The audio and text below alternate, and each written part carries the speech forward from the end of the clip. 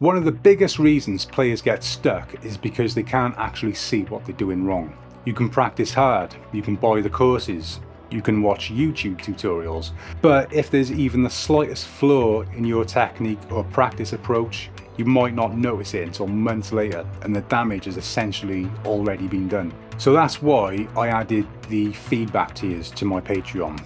So if you're on a feedback tier, you can send me a short video of your playing and one specific question or problem.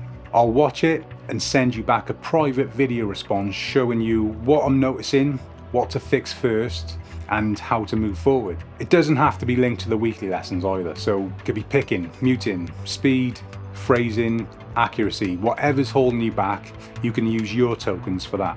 So if you want the weekly power lessons plus personal guidance from me, head over and check out the feedback tiers. Sometimes the fastest way to improve is simply having someone show you the thing you can't see yet. Thanks for watching, and I'll see you soon.